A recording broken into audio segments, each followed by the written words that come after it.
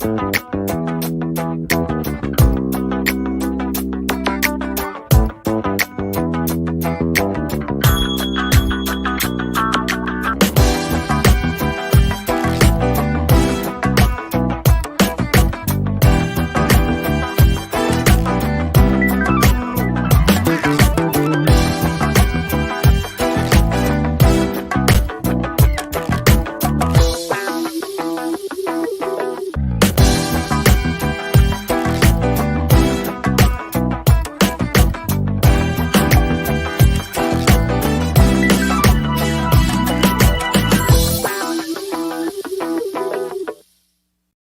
spent countless hours in the garage with your dad.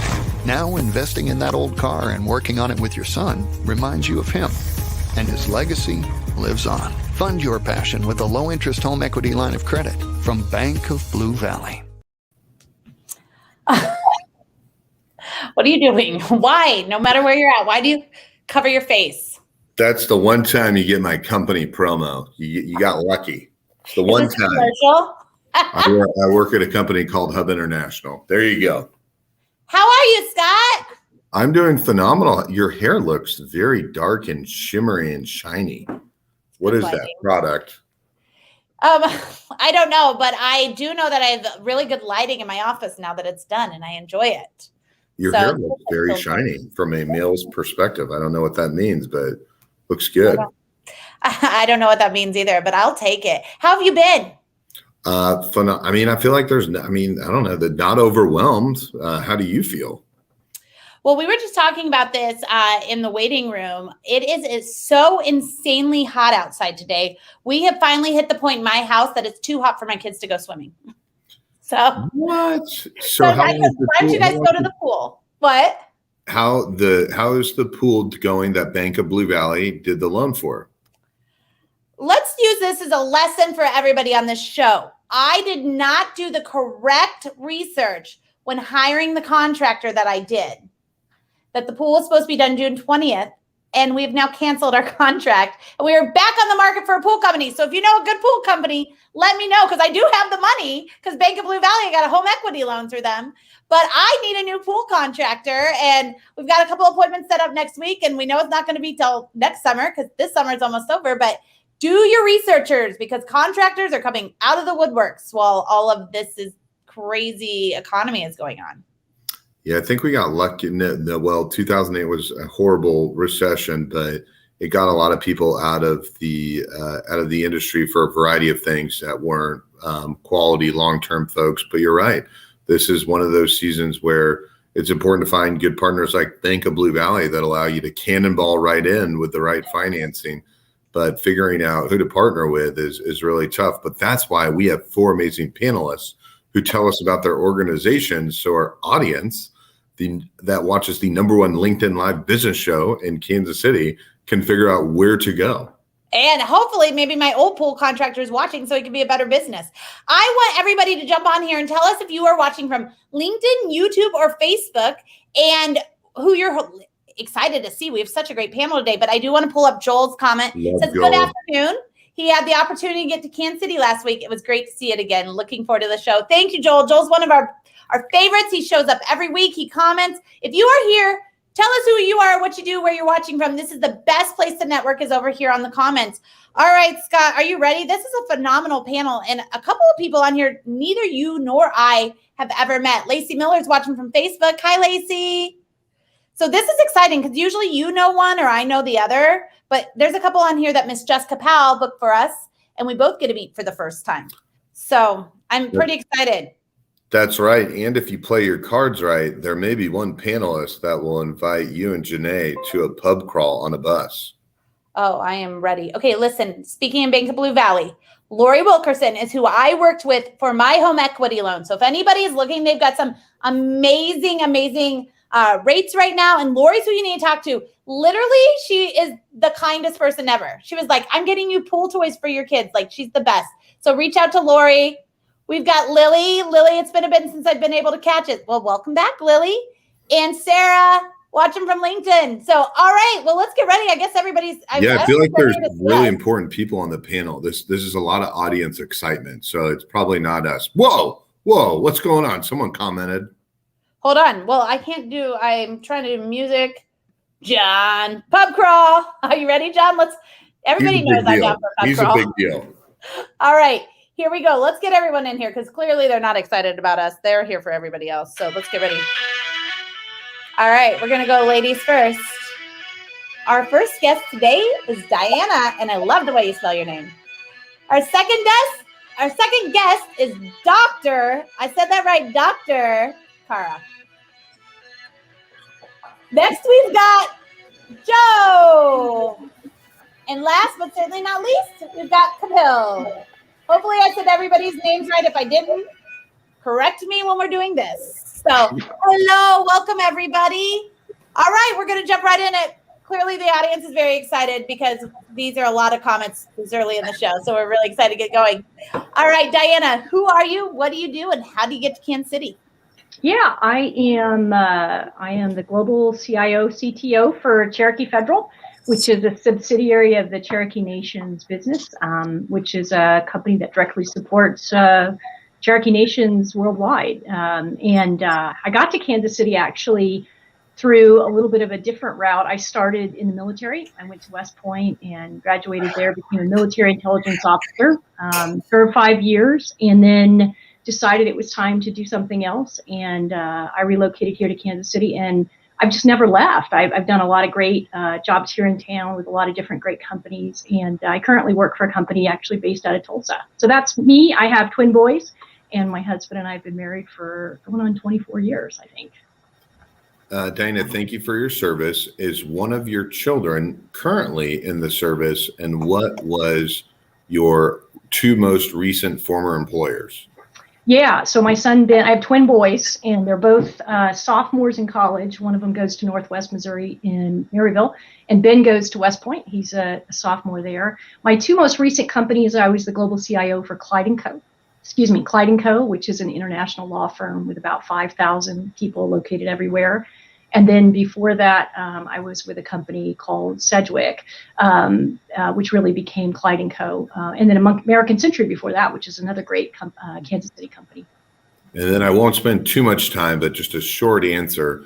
You've hired thousands of people during your time in leadership. You know, for the audience, a lot of people are always hiring a lot of people, or they may be looking to look at new opportunities. That Bank of Blue Valley, by the way, that's my last plug, has lots of good career options open on their website. But what do you look for simplistically? I don't know if there's one or two mantras that you do that when you're hiring someone that they speak your love language and you really like. Oh, it's work ethic, and it's just passion, and you can call it innovation, you can call it whatever, but they want to come to work, and they want to work really hard. And they do it in a space that they love. And that combination supersedes talent or anything else, really, in my mind. I love that.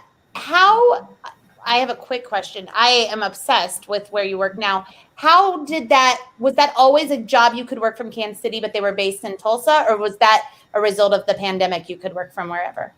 No, so they've never had a remote CIO before. And really, they weren't really interested in that. I knew some folks here in town, actually, Scott and Jeff helped with that, but who knew some folks in the Cherokee company. And once I'd done some interviews and positioned it as an option, they made it real. I think they're, demonstrating, as a lot of companies are, that the pandemic has shown you can get work done anywhere as long as you have exactly what I said. You got to have a good work ethic because you got to work hard when you're remote, and you have to have a passion because those long hours on Zoom or whatever become quite exhausting. So great company, and obviously a forward-thinking company to really consider that as an option. I love that. Well, thank you so much for joining us.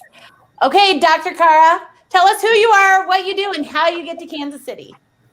Oh, hi, I'm Kara Bhala, Dr. Kara Bhala, thank you. And I am the founder and president of Seven Pillars Institute for Global Finance and Ethics.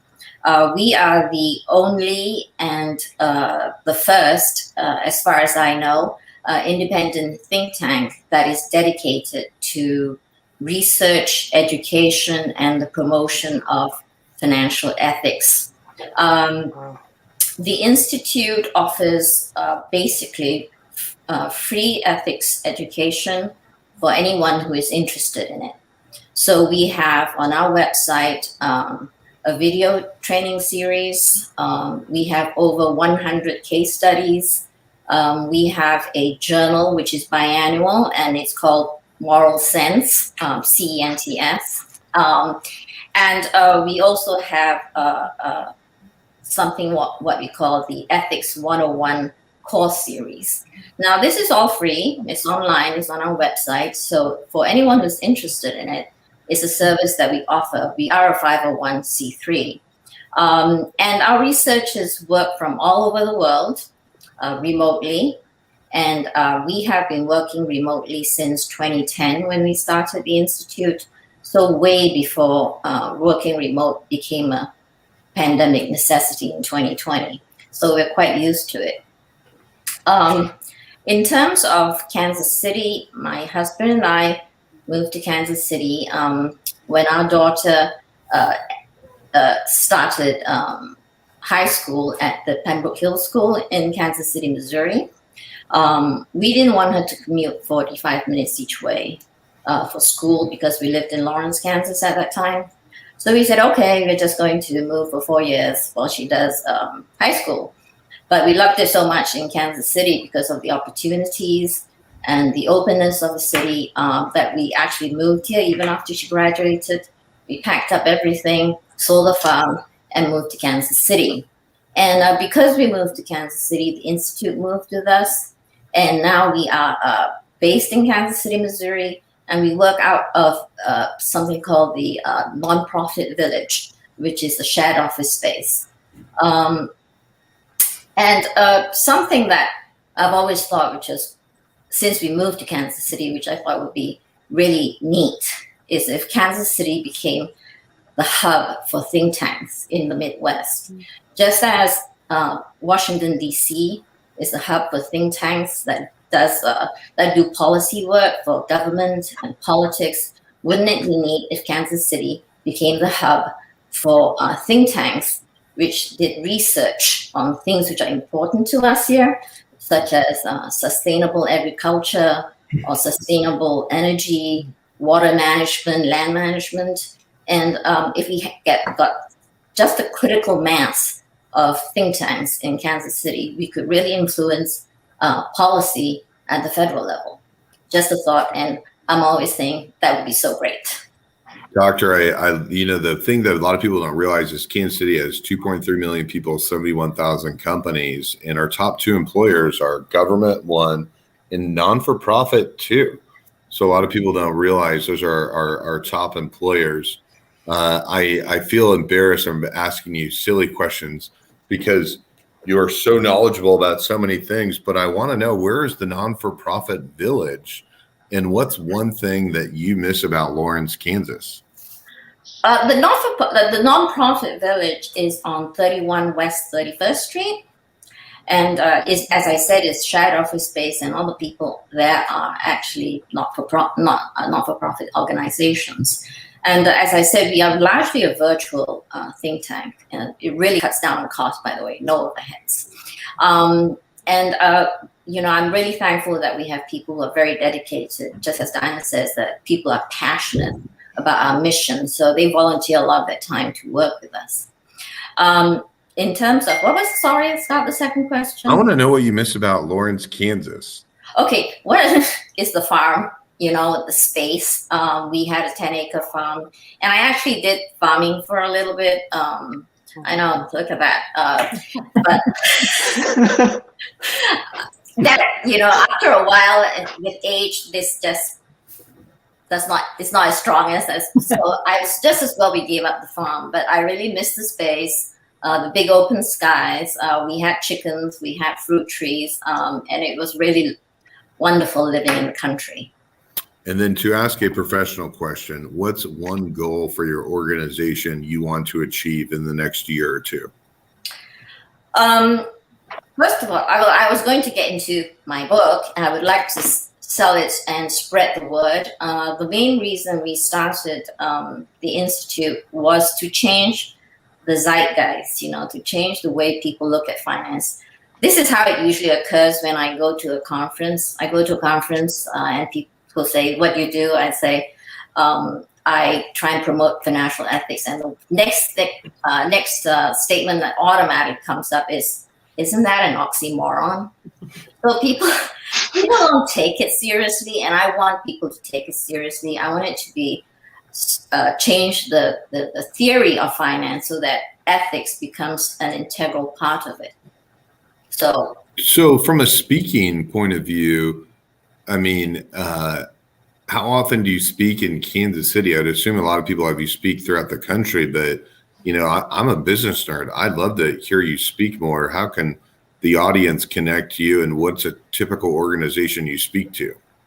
Well, the last time I spoke was for a women's organization. I think it was for international. No, it was for International Women's Day or something like that. So I was the keynote speaker, and that was in Kansas City too.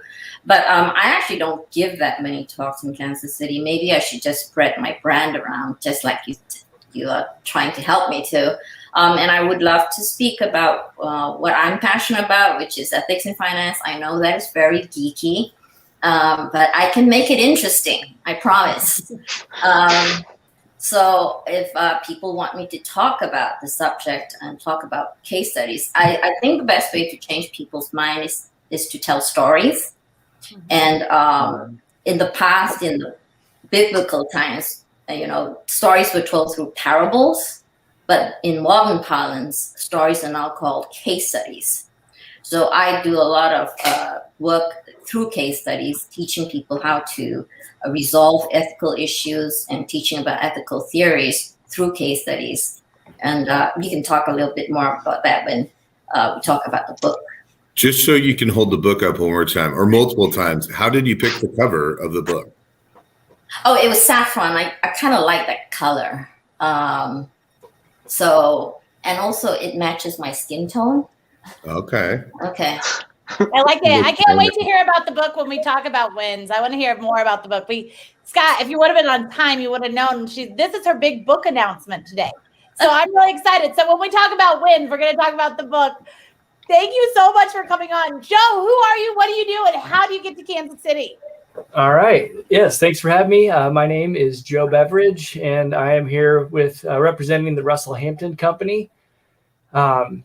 We got our start 101 years ago in 1920 with Rotary clubs. To this day, we are the world's largest provider to Rotary clubs around the globe. And then we have started a corporate division and help all sorts of different corporations and organizations with their branding and promotional product needs. And so it's a fourth generation family business. So I am generation 4 and love it here. And how I got to Kansas City, I'm originally from Ankeny, Iowa, and went to Iowa State for any Cyclone fans out there. But I had a bunch of buddies that moved down here after school and wanted to be close to them. And so moved down here with no job and was lucky enough to find one using my engineering degree, thanks to JB Hunt. And the rest is history. So I've been here since 2004 and met my wife down here. I have 3 kids. I have a 10, 11, and 13. And it's busy. So Joe, I think you mentioned briefly, but you got your degree in industrial engineering. Industrial engineering. You're like, I'm just going to go run a company. Yeah. And so some interesting facts. You mentioned 101 years old, but outside of Rotary, what have been things that have been really hot ticket items that people have been purchasing from around the country from you? Obviously, hand sanitizer, any PPE were very critical over the last 12 months. But what's recent? What's new? What's trending? Sure. Gotcha. Yeah, of course, obviously masks and sanitizer were massive, and then all sorts of things, not necessarily new, but more of a service that we provide. We do a ton more of drop shipping and kitting, not in bulk, but to individual recipients as people are working remotely, and as conventions and conferences were going virtually. All of those things that would be provided for all of the attendees were still being purchased, but now it's a different way to do it. We're obviously all of a sudden sending one bulk shipment. All of a sudden you're sending 800 things in 800 different directions. So it was a new deal, making our software work the way we wanted it to. But yeah, and then Scott knows this, but we also do in-house. We have a bunch of equipment. So we decorate UV print, laser etch, and we just got a UV printer. So we've been doing a ton of like Yeti type tumblers, full color logos, and etching and printing on golf balls. It's golf tournament season, right? So stuff like that. So you got a comment over here. Harry Campbell, former guest, says, "Get him, Joe." One thing, Joe, to talk about, you're very involved in the Hellspur Entrepreneurial Mentorship Program, HEMP, as we like to call it, in Kansas City. Talk to us a little bit about HEMP.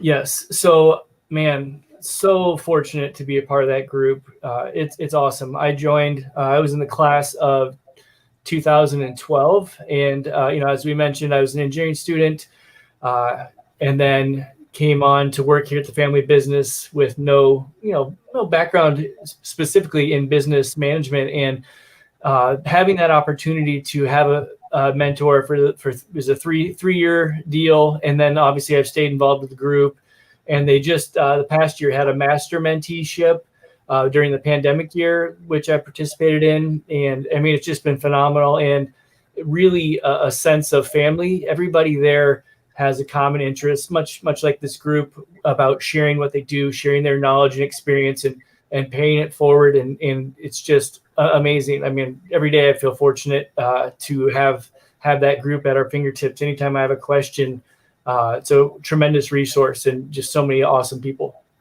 Okay, I have a follow-up question on that. Hold on. Because I've been thinking about applying, right? And I'm doing that thing that business owners do with this kind of stuff where I go, well, I barely have time to run my business as is. How am I going to find time to do that? What would you say? What would your response to that be for me? It's like having kids. Like you make it work. You're like, oh, if I wait till I'm ready, you never have them. But it's invaluable. It really is. All right, you might have talked me into it. That's all. That's a great question. You'll absolutely love it. It's amazing.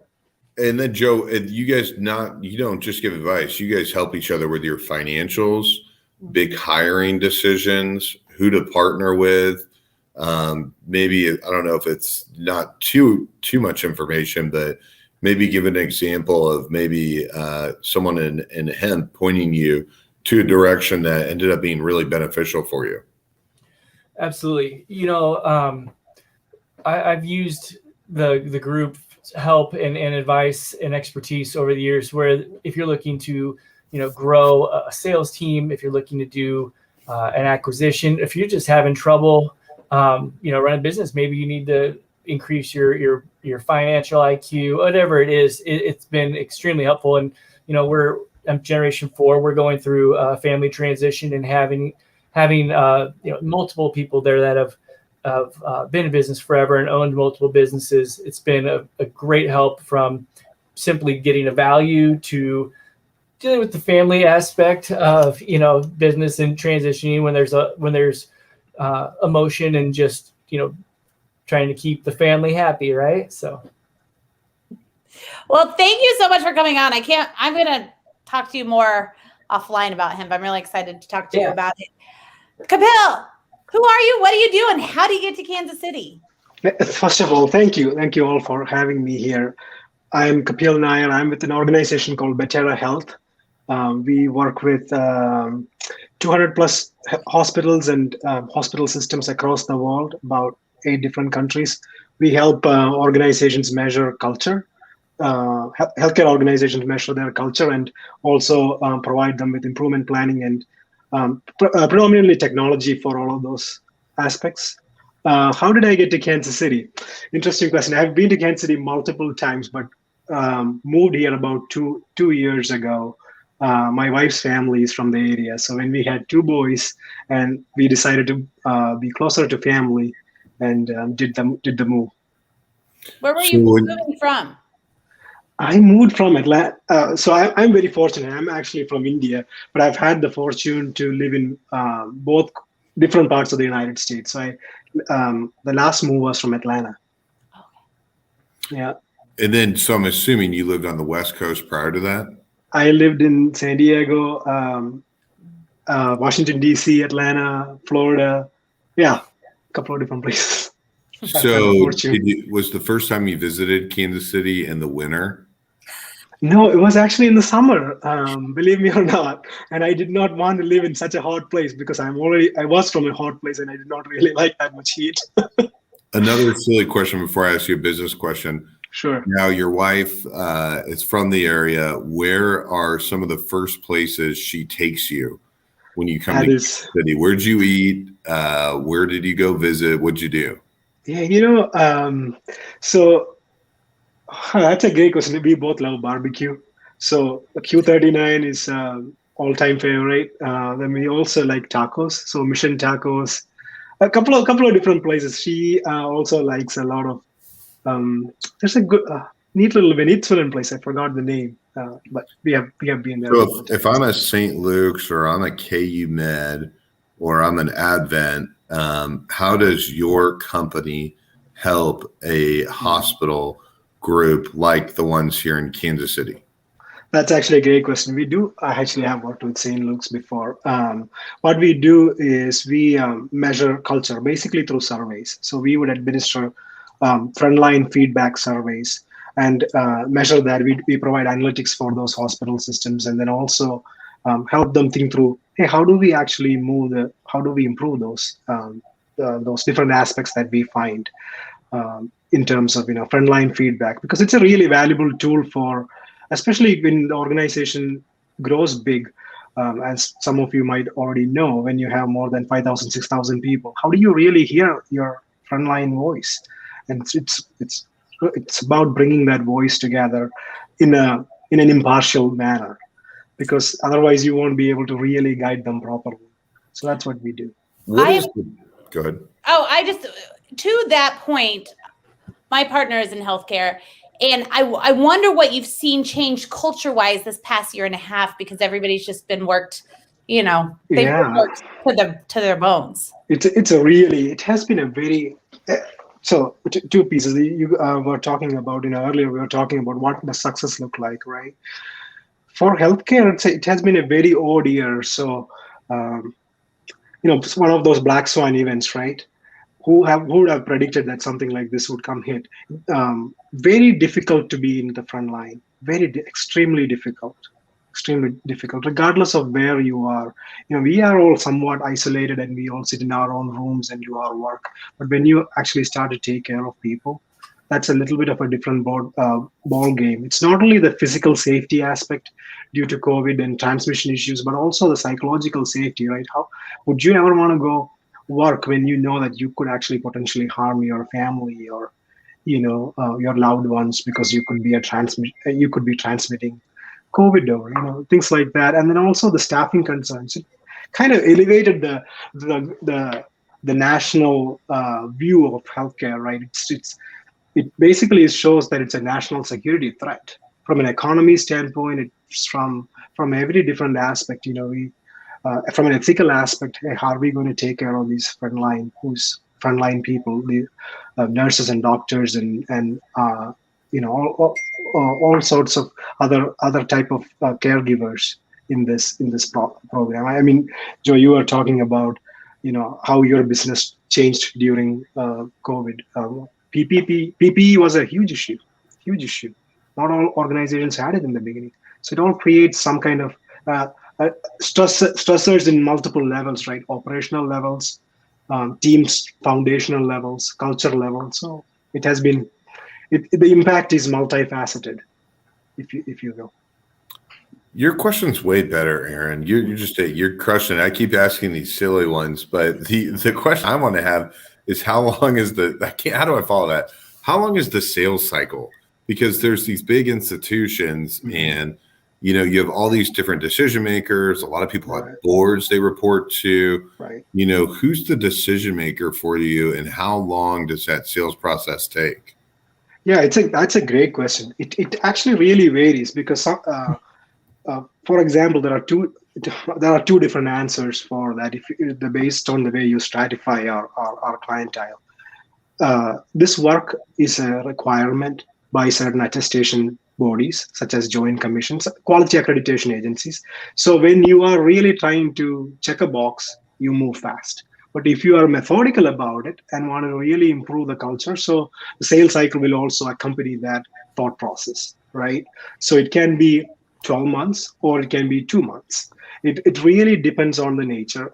The type of people who our organization sells to is chief medical officers, chief quality officers, chief safety officers, sometimes even CEOs and CNOs, depending upon the organization. So it's and director of quality. So for example, if it's some of our clients are huge, 20 hospital, 30 hospital systems. So they're the director of safety itself at the corporate level, at the system level, is for safety and quality. Engagement leaders sometimes will, yeah. You should connect with another Hellsberg mentorship program and friend of the show, Grant Gooding, that does research analytics on behavior. So food for thought, Grant Gooding. That would be great. I love how you said when you're trying to check a box, it moves fast. And right there's the problem, folks. Right. Whoa, peel that onion back a little bit more. How much time we got? I know. You really got, you know me well. For meeting me today, you know me, you know how to get me all riled up. All right, listen to everybody that's watching, and I'm looking at the numbers. We got quite a few people watching. It is not too late to slide into the comments right here. Sliding in late. Yikes, watching from LinkedIn. Hello, fabulous folks. And what I like best about Janae is she says she also notices your haircut, Scott. So she's right in there. So remember, part of the show is absolutely listening to our panelists, but also connecting. So make sure you say hi to everybody over here in the comments. You got to show up if you want people to know you. So now we're going to talk about my favorite question of the whole show. And DiAnna, you're going to go first. So, yes, cool. You are on it. All right. What has been your biggest win this past year and a half?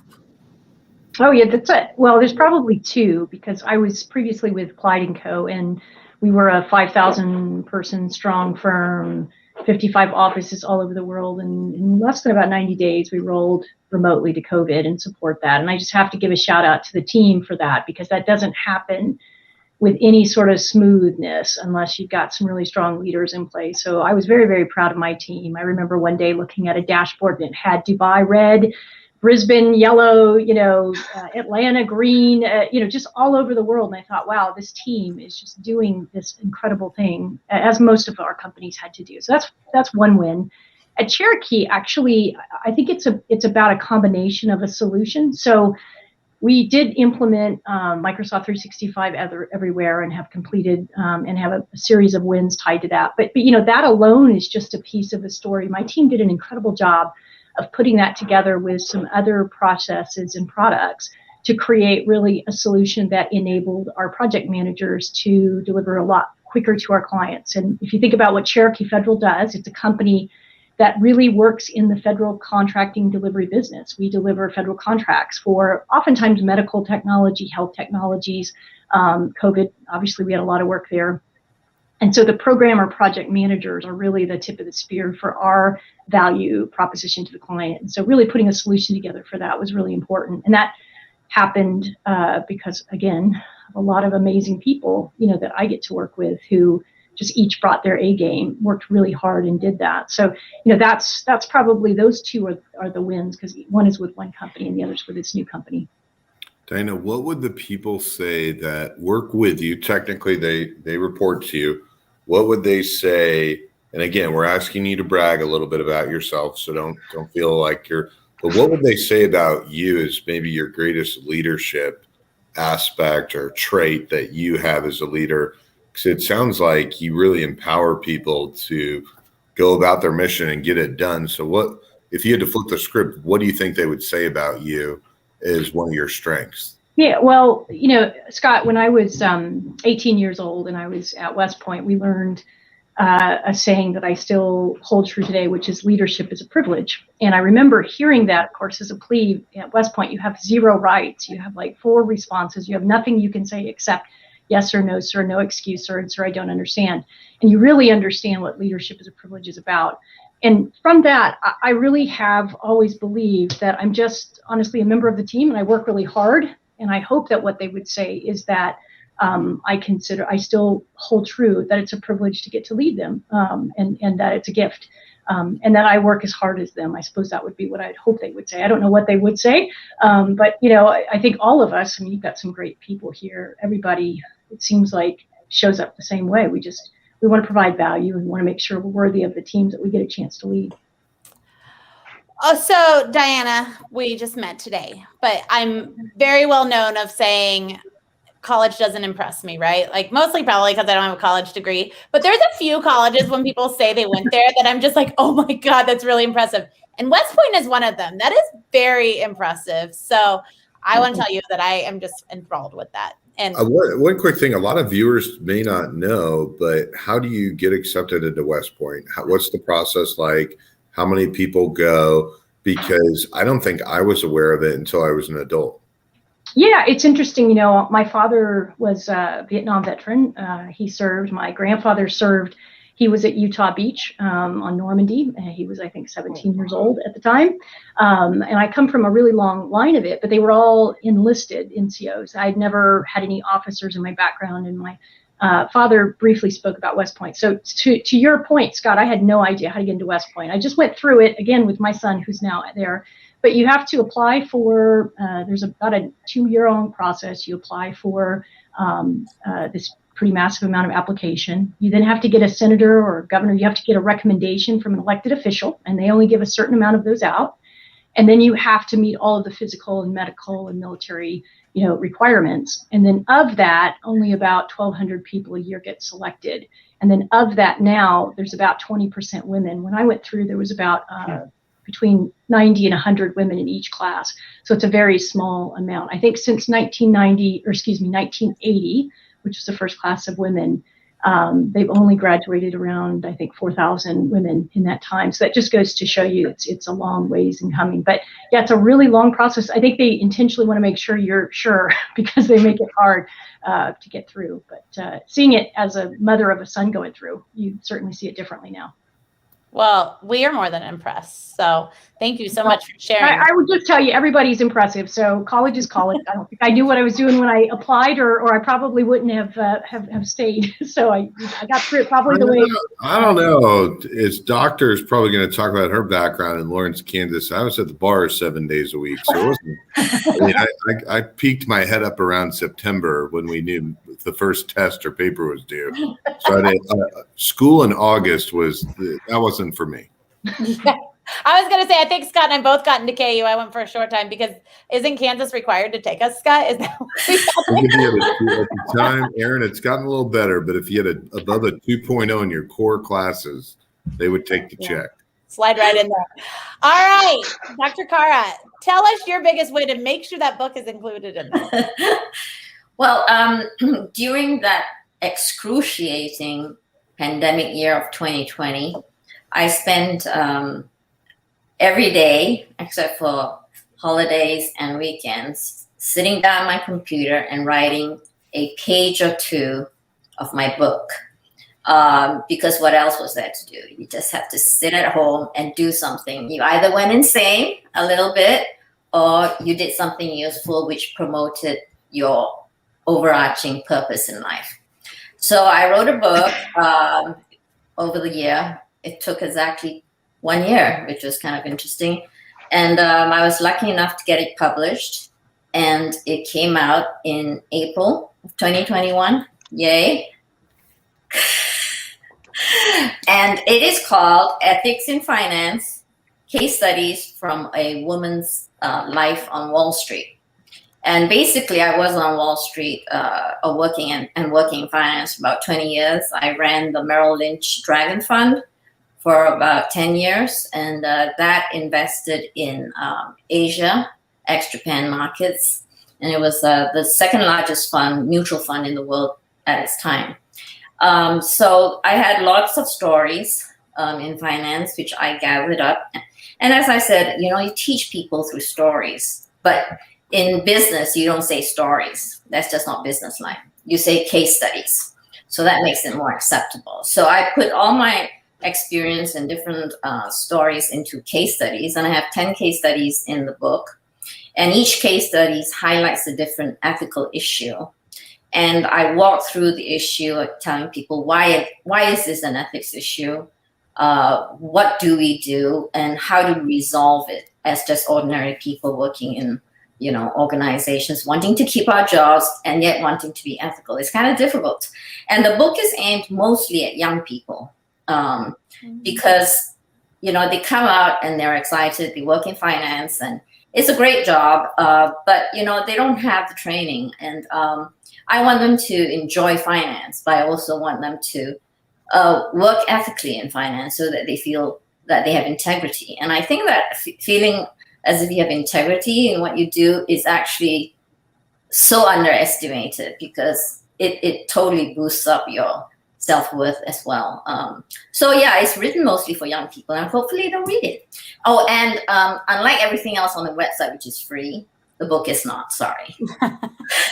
Well, and you slid right by this, but often we have people on this show that wrote a book and they self-publish, and I think that's amazing. I think it's amazing that we live in a world where you can do that. But we all know that to get your book actually published is kind of a big deal through a publisher. And you just kind of slid through that. You said, I got this published. So can you kind of talk about that experience? Well, you have to write a proposal, and it's like they ask you about 100 questions in the proposal. What is it about? Who is it aimed at? Give us each chapter, what you're going to write for each chapter. So I had to write a proposal. And then it has to go through 3 independent people who vet the proposal, and most of them are academics, and they'll read through your proposal and give their recommendation, A or nay, publish this book or don't publish the book. So it went through this entire process, and then everyone said yay. I don't know why, but they did. And so the publisher said, okay, we'll publish it, and I gave them a publishing deadline, a finish deadline for the manuscript, and I finished it about 6 months early because of the pandemic. Because once again, what else to do? So I finished it ahead of time. They were very happy, and they published it. And the reason that you do have to pay for the book is because the publisher wants you to pay for the book. But the good news is that you can actually buy it online, each chapter at a time. So you can go through the entire book and you say, oh, I only want to buy chapter 1. You can actually buy just chapter 1. So it's the pick as you go, kind of a cafeteria plan of books. And it has 5-star reviews all over Amazon. I'm looking at that now. And Harry says, hell yes, that is a big deal. Spoken from someone who's self-published, which is also amazing, Harry. But we all know as authors, getting published is a huge deal. And you just, I got it published. So I'm going to make you own those amazing things. Doctor, one thing, it was funny that Harry Campbell chimed in with a comment, because I promised I was going to ask this question before this. You've met so many amazing people in your life, and Harry Campbell has basically a list of people that he's met that's influenced him positively or negatively, but it's shaped who he is as a person today. And so, when you talk about your book and we talk about the influences of your book, you don't need to share the name of maybe the person that was negative, but what is something that someone did that was a big impact in your life and you said, I'm going to do that? And what was something someone did that was negative and you said, I don't want to do that? Well, I'd have to say that when I was at Merrill Lynch, I had a huge amount of support from the president of the at the asset management division. And at that time, I was one of 2 women in the entire asset management firm. And my husband was working in one city and my company was located in another city. So we were about 300 miles apart in terms of work. And he was very understanding because he said he had 2 daughters and she wanted them to have a good career, etc. So he actually allowed me in the 1990s to work from home 2 weeks of every month so that we could be together. So I thought, wow, that is real empathy. And I think empathy, when you're talking about leadership, empathy is a very important trait to have as a leader, because it leads to compassion, and then it leads to other things like guidance, because you want to guide these people, the people who work with you, correctly and to the best, so that they can shine as well. So I was so impressed by that kind of empathy, and I said, I want to be empathetic like that too. In terms of the negative, I've also been, I'm sure we've all been there, poor in choice of people who I thought would back me up in companies. So, sometimes I chose poorly, and I said, yeah, she's going to back me up. But, the thing is, sometimes they fail you and they don't back you up, and you're left all alone in a meeting room, no one to support you. And that's kind of tough. So my advice there is just to be very judicious in who you choose to be a loyal colleague and friend. I'm not going to say much about this, but I love how you told us about the guy, but then you just slid in that it was a woman that didn't support you.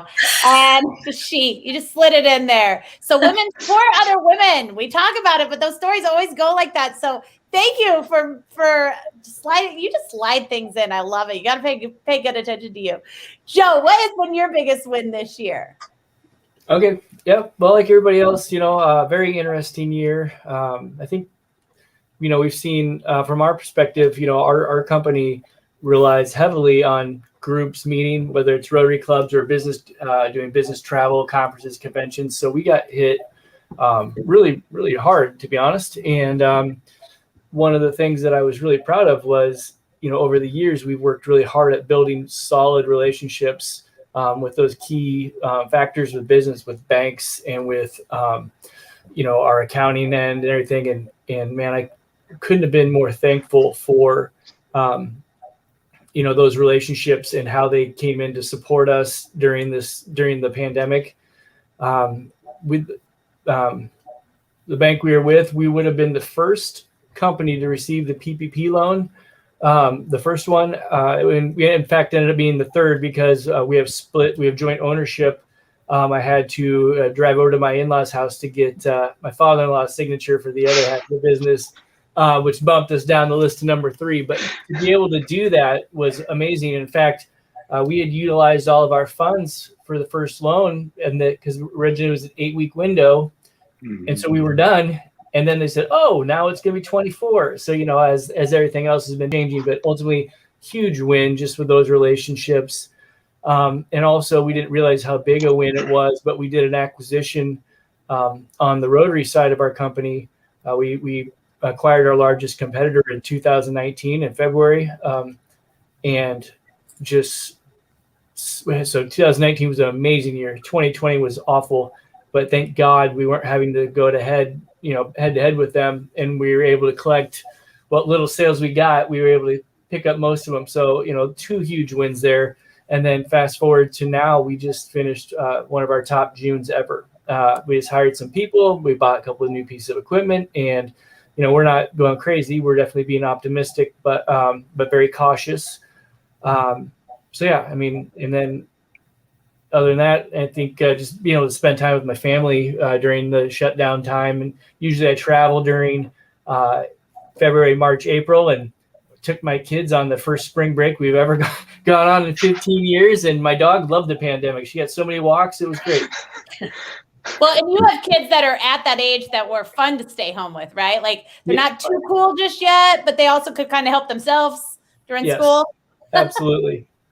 I never really thought about that, Smart, but one thing that Janae mentioned, and I didn't really think about it until Joe phrased it a certain way. I don't really pay attention to a lot of media or politics, but Kansas City is such a small to middle market town. So out of our 71,000 companies, only 850 have over 100 employees. We greatly benefited from the PPP loans, and there's so many businesses, if not, I feel like half, that may not be around today, but now can flourish going into the year. So, I'm never one of those people that are like, man, I'm so glad government stepped in, but man, oh man, am I glad government stepped in. for Kansas City, for our town, it's awesome, and it's just another great example of great opportunities to come. Yes, my company benefited greatly too. So I think from a lot of small business owners, we definitely appreciated it. Kapil, what has been a win for you this year? This is a great conversation. I'm really enjoying the different perspectives from all. And you didn't mention that you went to did you go to Georgia Tech? I did. Wow. Slide right in there. But I think one thing we all have to think about as we look about success in the past 18 months or so, I think the barometers of, I think the biggest learning for me, we'll talk about success here in a second. It's like some mid 2020, I quickly realized that I was talking to my business partners and I realized the barometers of success have changed. In beginning of 2020, we said, we're going to go double our revenue because we are a small to medium sized business trying to grow. We have it's fully privately owned. In healthcare, you have to think 4 or 5 years beyond because sales cycles are long. So it's a different ball game, right? So and then COVID hit. Decision making paralyzed.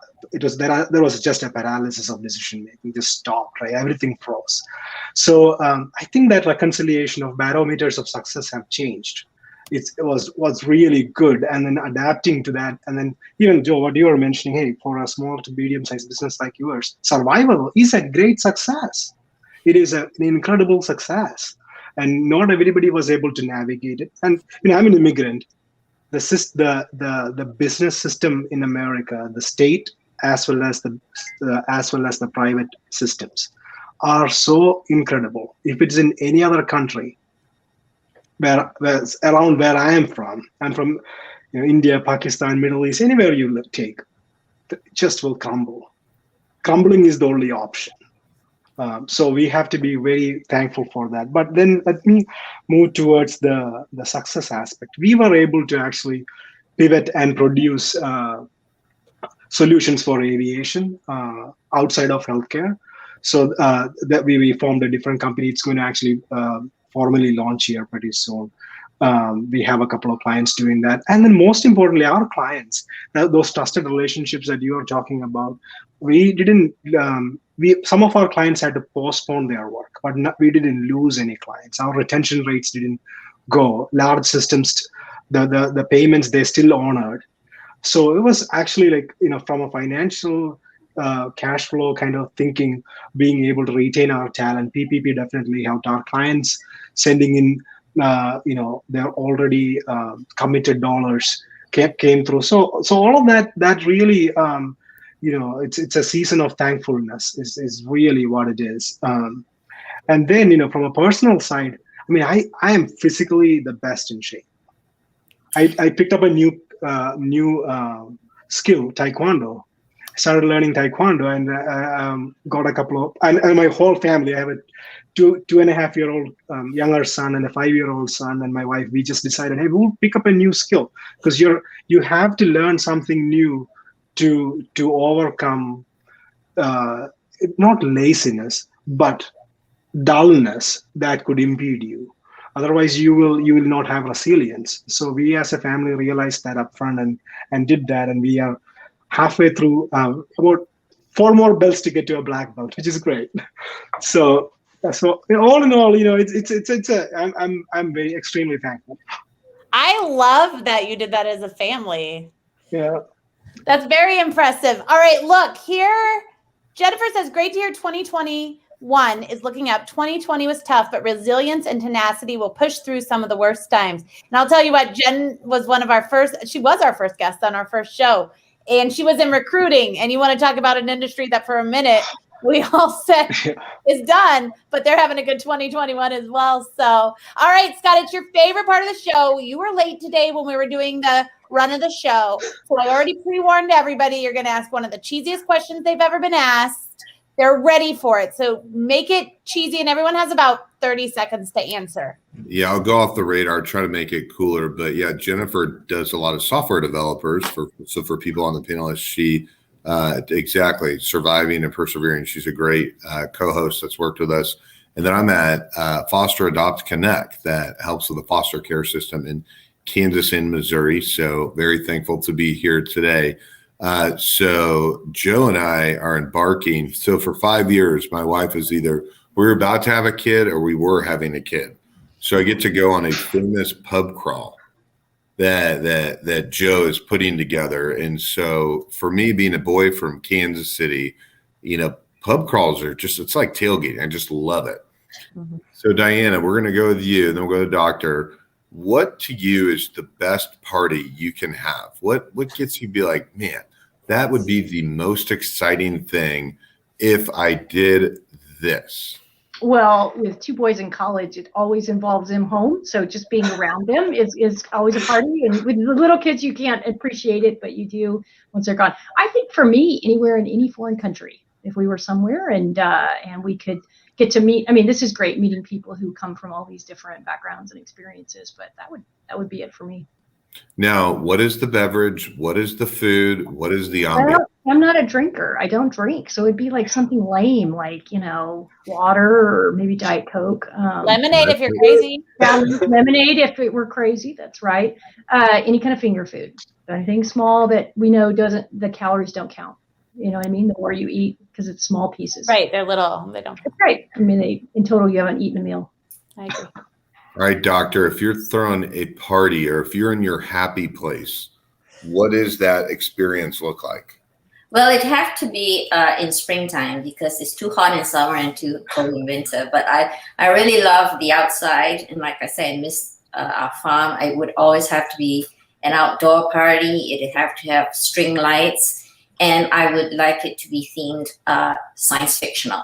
So, Star Trek, right now I'm binge watching Torchwood. So something science fictional, and the best thing would be if the real star showed up, like, someone from Star Trek showed up and said, hi. That would be excellent. I love it. That's exactly what I was saying. So Joe, what is, set the mood. What, if you're throwing a party, where's your happy spot? Well, you know me, anything with a costume and stupid contest, it's hard to beat. We just had that one not too long ago where it was American Gladiator theme. And so it was mullets and Speedos, or not Speedos, singlets. And then I had a full on kind of Olympics of stupid contests, like the sandal kick and a relay around my house. So my neighbors are entertained, to say the least. Yeah, did you win the sandal kick? Of course. Nice. Soccer, so. Practice. Probably a lot more practice than anyone else. Amen. All right, yes. the CEO that's the rules. Yeah, from the CEO that didn't mention you went to Georgia Tech and runs another company. Maybe he has another company we don't know about. Set the stage for your happy moment. That's a really interesting question. Probably a hike up a mountain would be a really good thing with my wife. And if it's just with my wife and kids are not bothering because they're at a stage where they need us a lot, that would be a happy place for me. I'm very close to my family, so that would be good. And if coming out of COVID, my biggest personal wish list is actually go see my family back in India. I haven't seen them for a year and a half. It's a hard thing, Wow. So that's probably what I would be doing if I got 10 days and no airspace restriction. So, yeah. Aaron, where is your happy place? I think that any party where Matchbox 20 played live would be my favorite thing in the world.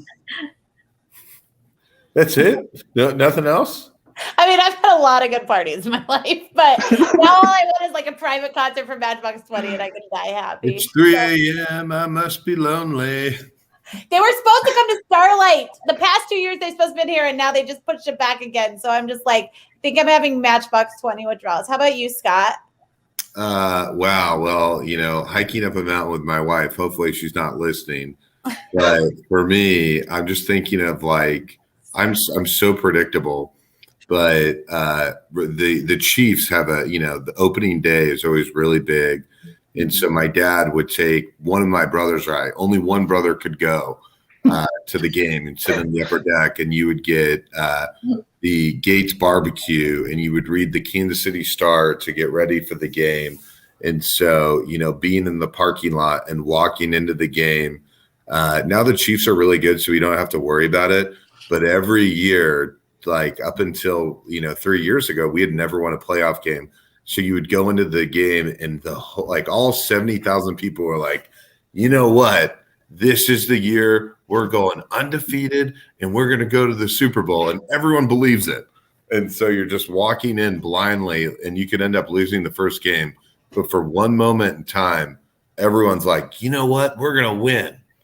And your dad only took one because it's easier to take one kid than both. That's why. Well, we only had